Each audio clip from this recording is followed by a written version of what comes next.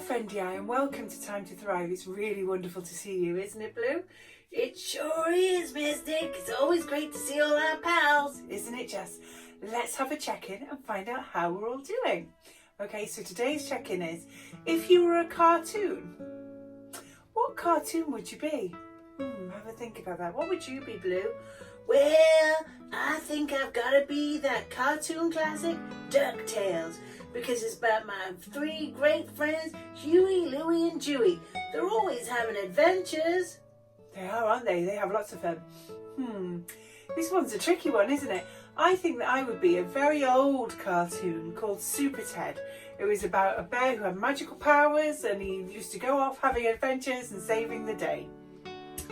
So, today, the activity is that we're making salt dough pinch pots. So find out what we're doing with that. We've got a mindful moment with Violet. We're making some percussion out of ordinary household objects with Mulberry. We've got a fantastic story about empathy. We're going to have a joke as well, aren't we, Blue? Should we get on with it? To make a salt dough pinch pot, you will need 2 cups of salt, 2 cups of flour,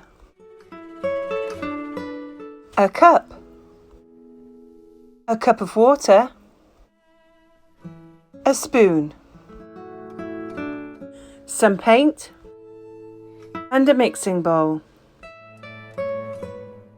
Begin by adding 2 cups of flour to your mixing bowl.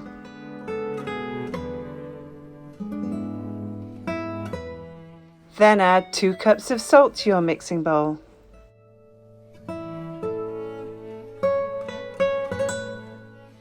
Add a cup of water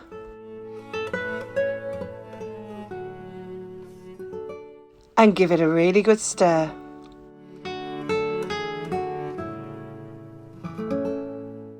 Then knead your dough in the bowl.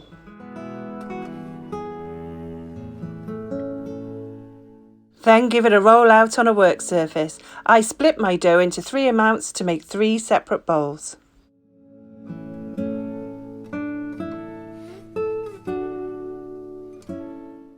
Roll a lump of dough into a ball and then take your thumb and press your thumb down into the centre of the ball of dough. Then, using your fingers, pinch around the edge to make the edges of the bowl. You can make the size of the bowl as high or as low as you like.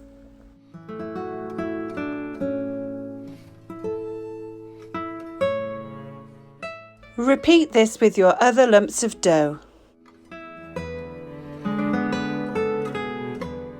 Allow your bowls to dry. This can take up to 24 hours. Now your bowls are dry, you can decorate them.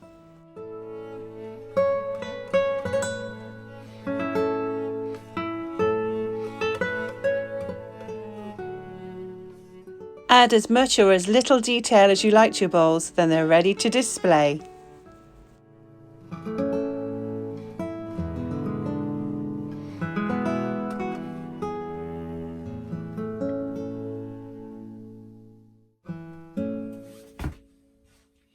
Mulberry's here, everyone. Hi there, Mulberry. How are you doing?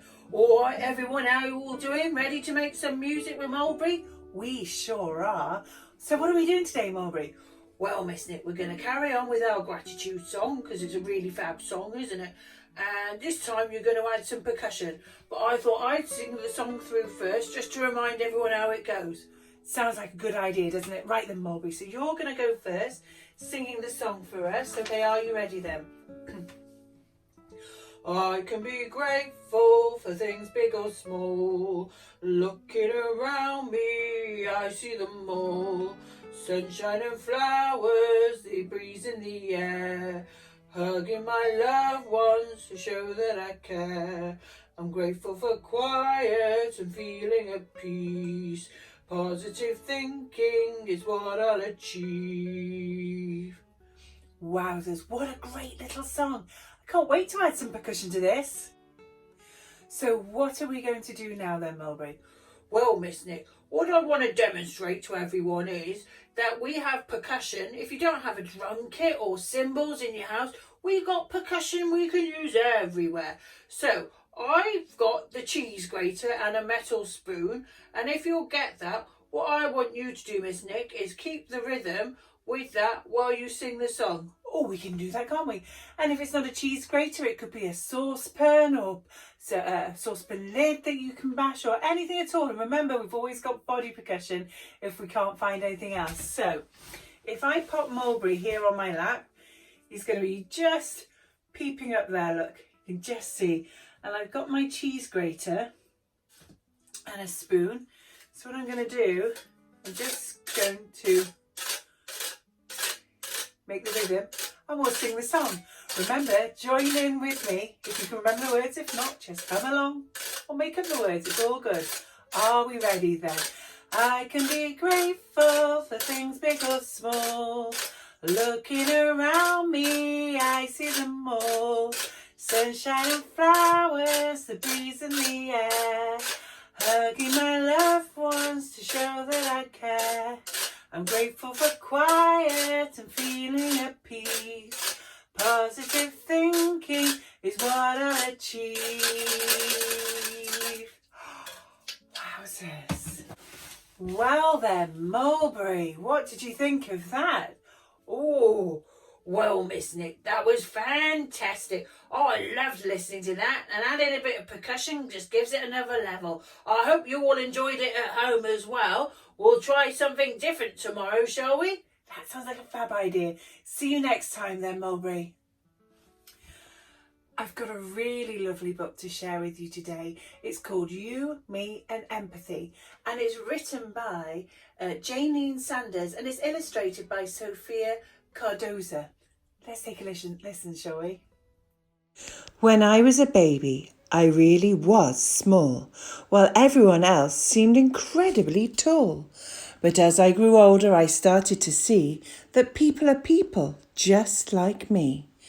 How are you the same as your friend, sister, brother? How are you different? Sometimes I'm happy, sometimes I'm sad, sometimes I'm worried, and sometimes I'm mad. We all have feelings, you have them too, and sometimes I feel just exactly like you. What makes you happy, sad, worried, mad?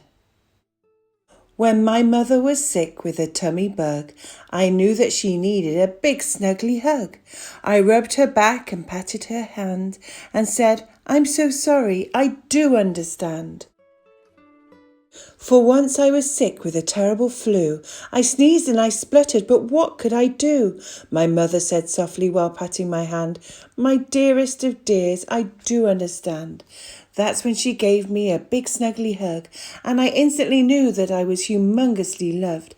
My mother was kind and caring to me, exactly the same as how we should be. Who helps you when you are sick? How do they make you feel? When my brother fell over and hurt his knee, he cried and cried in front of me. I helped him up and said, "There, there," and sat him down on the kitchen chair. For once when I slipped and cut my knee, my brother was there to care for me. He held my hand and said, "There, there," and sat me down on the kitchen chair.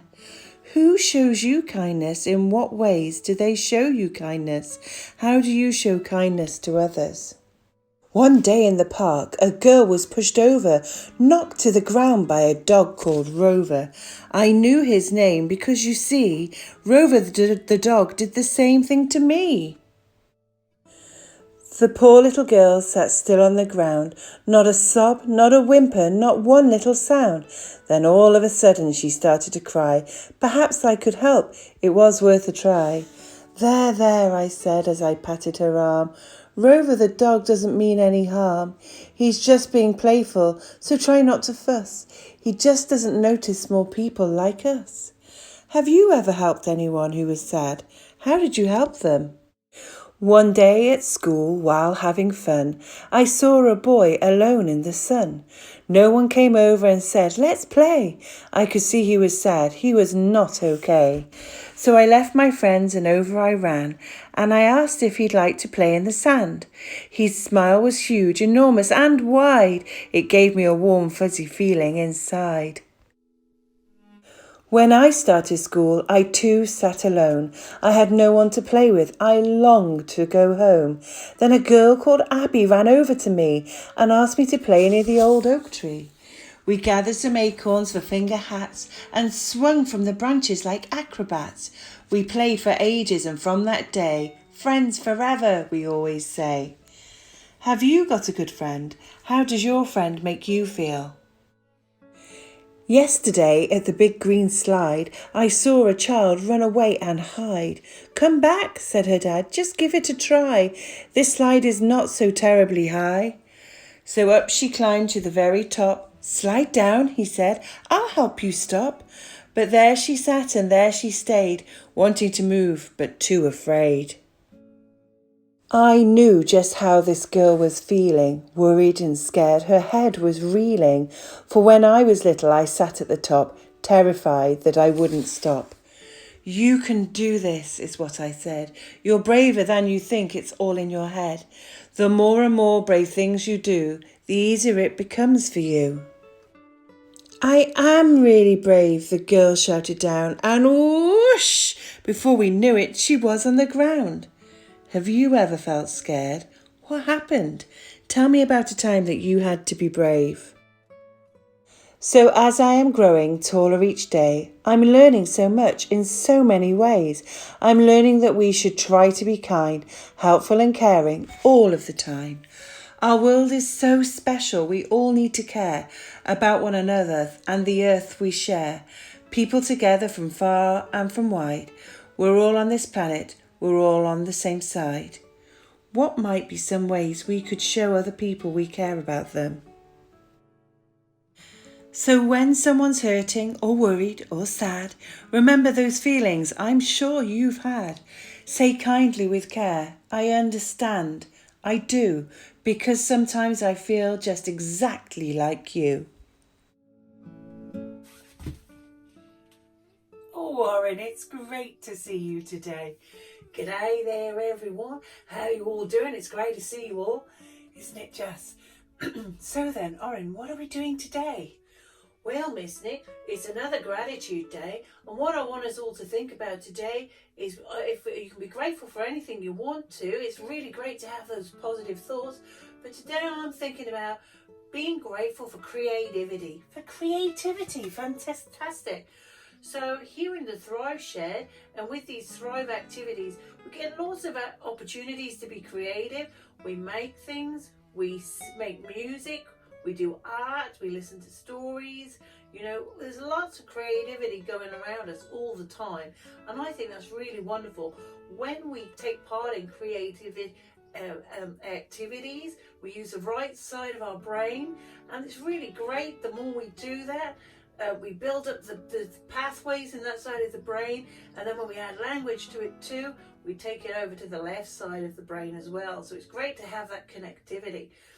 And I always find that when I do creative activities, it makes me feel really peaceful and really calm, and I really enjoy it. So I'm really grateful. And this morning we made those salt dough pots, and I really loved it. It made me feel really calm, but I really enjoyed decorating them too.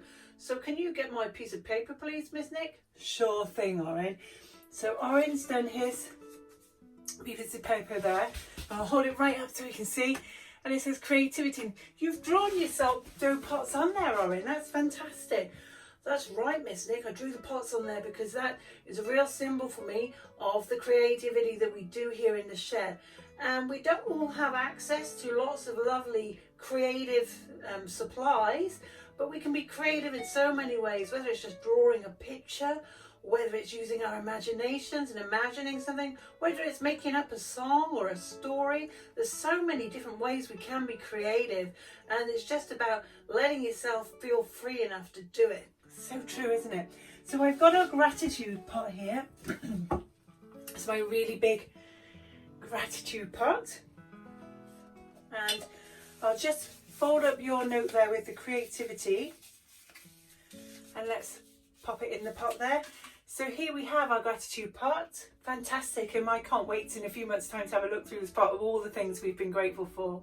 That's right, it's going to be a really lovely experience to do that. So my challenge for everybody at home today or the next few days is just have a think about all the different ways you can be creative, and just have a think about the experience of being creative and what it means to you. Thanks, Oren. So Violet's here to see us. Isn't it wonderful to see you, Violet? Well, hello everyone. It's really lovely to see you all. Isn't it just? Violet, have we got a breathing exercise or some mindful moment to share today? Well, Miss Nick, the exercise I've got just for today to try out is a hug. A hug? Amazing. So having a hug is really important for our well-being, but it's not always possible to have a hug, is it? Sometimes the people we need a hug from aren't available, but sometimes we just need to have that hug, because we've talked before, haven't we, about oxytocin, and when we smile at people we release oxytocin, but when we have a hug with people we release oxytocin as well, and oxytocin calms us, it affects our well-being, and it stops us feeling so stressed out. Wow, there's a lot going on there, isn't it? So sometimes we can give ourselves a hug. Wow, interesting. That's right. So I'll tell you what to do, and then you have a go to demonstrate it for the children then, Miss Nick. Okay, sounds like a plan. So what you need to do is you need to put your right hand under your left armpit, and then put your left hand, stretch it over the other side and put it on the top of your right arm. And then you can have that embrace as tightly or as loosely as feels comfortable. But it is recommended that if you give yourself quite a nice snug hug, your body feels that containment, your body really experiences the hug, and you release some oxytocin, and it helps to calm you down. We will take 3 breaths whilst we're having our hug. Is that okay, Miss Nick? Sounds perfect. So Violet, I'll pop you down here on my lap. Okay, so for our hug, we're going to take our right hand and we're going to place it just there underneath our left armpit, okay? Then we take our left hand and we place it over the top of our right arm. And you can feel that, and you can be as tight or as loose with this as what feels comfortable for you. And I can feel, actually it's quite nice because I can feel my arms across my chest, and it's giving me that containment. And it feels like a hug that's really makes me feel quite settled, actually. Quite calm. It's nice, that feeling. So we're going to take a breath in through our nose and then blow out through our mouths. Okay, you ready? So this is number 1. And out through our mouths. And you might want to close your eyes while we do this. Okay, and that's okay. Breathing in through our noses and out through our mouths. In through our noses and out through our mouths.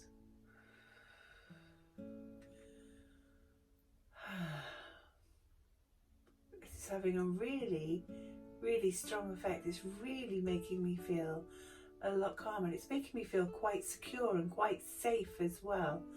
That's really lovely. Thank you for sharing that with me, Violet. I think I will use this if I'm ever feeling a bit anxious or a bit stressed or a bit worried, or even if I need to calm down, if I'm feeling a bit angry or overexcited, then I might give myself a hug. That's good. It's so easy, isn't it, Miss Nick, that you can give yourself a hug whenever you need to. And remember, if there's people there that will give you a hug, ask someone else to give you a hug too. Isn't that wonderful? Thank you, Violet. Well, Blue, it's Would You Rather time. Today's Would You Rather is, would you rather learn to play the guitar or the piano? What do you reckon, Blue? Well, I'd like to be able to play both those instruments. They're both amazing. But if I had to pick one, I think it's gotta be the piano. It makes such a fantastic sound. Sure does. That was a tough one, wasn't it? I wonder which one you would choose. So before we say goodbye, we've got time for a joke. And today's joke is, knock knock. Who's there? Oscar. Oscar who? Ask a silly question, get a silly answer. That was a great joke, Miss Nick. It was a funny one, wasn't it? And that's all we've got time for, so it's time to say goodbye. You ready, Blue? Okay then. Au revoir, friendy eye.